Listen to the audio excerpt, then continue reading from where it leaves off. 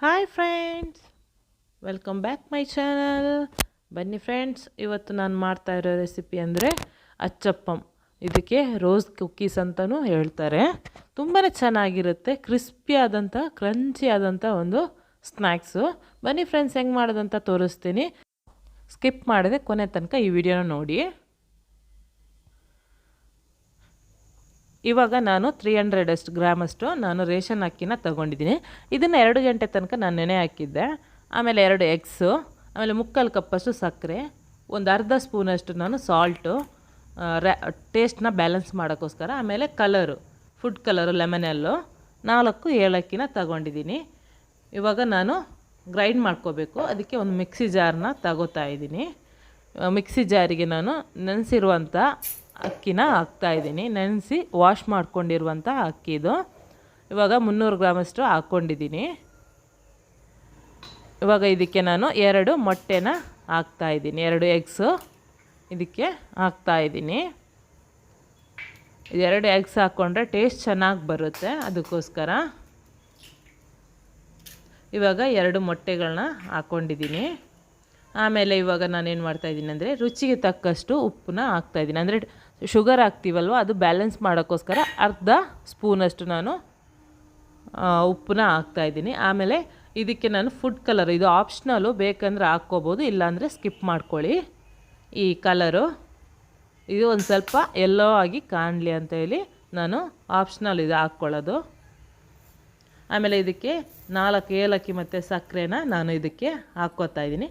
ಇದು ಒಂದು 1/4 ಗ್ಲಾಸಷ್ಟು ನಾನು ಕಾಯಿ ಹಾಲನ್ನ ಹಾಕ್ಕೊಂಡು ಇವಾಗ ಗ್ರೈಂಡ್ ಮಾಡ್ಕೋಬೇಕು. ಇದನ್ನು ಪೇಸ್ಟ್ ಮಾಡ್ಕೋಬೇಕು. ಸ್ಮೂತಾಗಿರುವಂಥ ಪೇಸ್ಟ್ನ ಮಾಡ್ಕೊಂಡಿದ್ದೀನಿ ನೋಡಿ. ಸ್ಮೂತಾಗಿರೋ, ಕೈಯಲ್ಲಿ ಟಚ್ ಮಾಡಿದ್ರೆ ಕ್ರೀಮ್ ಥರ ಆಗಬೇಕು, ಅಷ್ಟು ಸ್ಮೂತಾಗಿರುವಂಥ ಪೇಸ್ಟನ್ನ ನಾನು ರೆಡಿ ಮಾಡ್ಕೊಂಡಿದ್ದೀನಿ. ಇವಾಗ ನಾನು ಈ ಪೇಸ್ಟ್ನ ಒಂದು ಬೌಲಿಗೆ ಹಾಕ್ತಾಯಿದ್ದೀನಿ. ಇದಕ್ಕೆ ನೀರೇನು ಹಾಕ್ಕೋಬಾರ್ದು, ಬರೀ ಕಾಯಿ ಹಾಲಲ್ಲೇ ನೀವು ಗ್ರೈಂಡ್ ಮಾಡ್ಕೋಬೇಕು. ಆಮೇಲೆ ಇಷ್ಟು ಗಟ್ಟಿಯಾಗಿರಬೇಕು, ಇದು ಜಾಸ್ತಿ ನೀರು ಮಾಡೋಕ್ಕೋಗ್ಬೇಡಿ. ಇವಾಗ ನಾನು ಹೇಳಿರುವಂಥ ಅಷ್ಟೇ ಹಾಕಿದರೆ, ಅದೇ ಮೆಜರ್ಮೆಂಟಿಗೆ ಮಾಡಿದರೆ ಕರೆಕ್ಟು ಮೆಜರ್ಮೆಂಟ್ ಬರುತ್ತೆ ನೋಡಿ. ಇಷ್ಟೇ ಗಟ್ಟಿ ಇರಬೇಕು, ನೀರು ಥರ ಮಾಡ್ಕೋಬಾರ್ದು ನೋಡಿ. ಈ ಸ್ಮೂತ್ ಪೇಸ್ಟ್ ಇಷ್ಟಾಗಿರಬೇಕು. ಇವಾಗ ನಾನು ಇದು ಅಚ್ಚಪ್ಪ ಮಾಡುವಂಥ ಟೂಲ್ಸ್ ಇದು. ನಾವು ಈ ಥರದ್ದು ತಗೋತೀವಿ. ಇನ್ನೊಂದು ಬೇರೆ ಟೈಪಲ್ಲಿ ಫ್ಲವರ್ ಥರ ದೊಡ್ಡದು ಬರುತ್ತೆ, ಅದರಲ್ಲೂ ಮಾಡ್ಕೋಬೋದು. ಇದು ಸಣ್ಣ ಆರ್ಟ್ ಶೇಪಲ್ಲಿ ಇದೆ, ತುಂಬಾ ಚೆನ್ನಾಗಿರುತ್ತೆ ಇದು. ಈ ಟೂಲ್ಸು, ಈ ಟೂಲ್ಸಲ್ಲಿ ಮಾಡಿಕೊಂಡ್ರೆ ತುಂಬಾ ಚೆನ್ನಾಗಿ ಕಾಣುತ್ತೆ.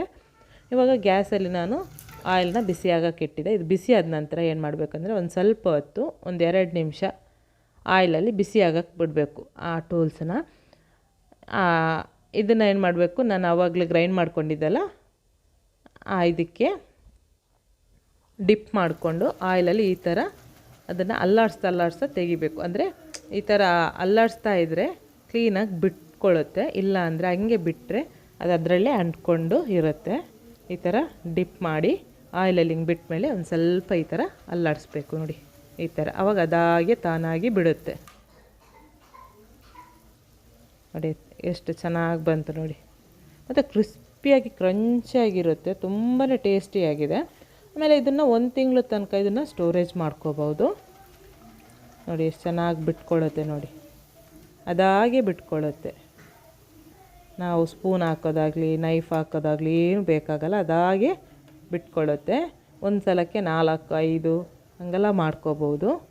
ಗ್ಯಾಸ್ನ ಮೀಡಿಯಮ್ ಫ್ಲೇಮಲ್ಲಿ ಇಟ್ಕೊಳ್ಳಿ, ಅಂದರೆ ಹೈ ಫ್ಲೇಮಲ್ಲಿ ಇಟ್ಟರೆ ಬರ್ನ್ ಆಗುತ್ತೆ. ಇದು ಒಂದು ಸ್ವಲ್ಪ ಗೋಲ್ಡನ್ ಬ್ರೌನ್ ಆದರೆ ಸಾಕು, ಜಾಸ್ತಿ ಫ್ರೈ ಮಾಡೋಕ್ಕೆ ಹೋಗಬೇಡಿ, ಟೇಸ್ಟ್ ಚೆನ್ನಾಗಿ ಬರಲ್ಲ. ಅಂದರೆ ಅದರ ಟೇಸ್ಟ್ ಏನಾಗುತ್ತೆ, ಕಹಿ ಥರ ಬರುತ್ತೆ. ಅದಕ್ಕೋಸ್ಕರ ಜಾಸ್ತಿ ನೀವು ಫ್ರೈ ಮಾಡೋಕ್ಕೆ ಹೋಗಬೇಡಿ. ಸ್ವಲ್ಪ ಗೋಲ್ಡನ್ ಬ್ರೌನ್ ನೋಡಿ. ಇವಾಗ 2 ಆಯಿತು ನೋಡಿ. ಇವಾಗ ನಾನು ಅದನ್ನು ತೆಗಿತಾ ಇದ್ದೀನಿ. ಇಷ್ಟು ಫ್ರೈ ಆದರೆ ಸಾಕು, ಜಾಸ್ತಿ ಫ್ರೈ ಮಾಡೋಕ್ಕೆ ಹೋದರೆ ಮತ್ತು ಬೇಗನೆ ಇದು ಫ್ರೈ ಆಗುತ್ತೆ. ಅಂದರೆ ಸಕ್ಕರೆ ಎಲ್ಲ ಹಾಕಿರ್ತೀವಿ ಅಲ್ವಾ, ಹಂಗಾಗಿ ಬೇಗನೆ ಫ್ರೈ ಆಗುತ್ತೆ ಇದು. ಇವಾಗ ಎಲ್ಲ ಆಯಿತು ನೋಡಿ. ಈ ಥರ ಉಳಿದಿರುವಂಥ ಹಿಟ್ಟಲ್ಲಿ ಎಷ್ಟಾಗುತ್ತೆ ಅದನ್ನೆಲ್ಲ ಮಾಡ್ಕೋತೀನಿ ನೋಡಿ. ಈ ಥರ ಡಿಪ್ ಮಾಡಿಕೊಂಡು ಇಲ್ಲಿ ಮೇಲ್ಗಡೆ ಭಾಗ ಇದೆಯಲ್ವ, ಅದು ಓಪನ್ ಆಗಿ ಇರಬೇಕು. ಅಂದರೆ ಫುಲ್ಲು ನೀವು ಕವರ್ ಮಾಡ್ಕೋಬಾರ್ದು, ಕವರ್ ಮಾಡಿಕೊಂಡ್ರೆ ತೆಗಿಯೋಕ್ಕಾಗಲ್ಲ. ಇವಾಗ ನೋಡಿ ಫ್ರೆಂಡ್ಸ್, ಅಚ್ಚಪ್ಪಂ ರೆಡಿ ಆಯಿತು ನೋಡಿ. ತುಂಬಾ ಚೆನ್ನಾಗಿರುತ್ತೆ, ತುಂಬಾ ಟೇಸ್ಟಿಯಾಗಿರುತ್ತೆ. ಇದು ಮದುವೆ ಮನೆಯಲ್ಲೆಲ್ಲ ಈ ರೆಸಿಪಿನ ಮಾಡಿ ಇಟ್ಟಿರ್ತಾರೆ.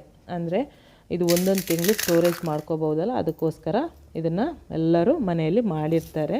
ಇವಾಗ ಮದುವೆ ಸೀಸನೆಲ್ಲ ಸ್ಟಾರ್ಟ್ ಆಯ್ತಲ್ವ, ಹಂಗಾಗಿ ನಾನು ಹೆಂಗೆ ಮಾಡೋದು ಅಂತ ತೋರಿಸ್ತಾ ಇದ್ದೀನಿ.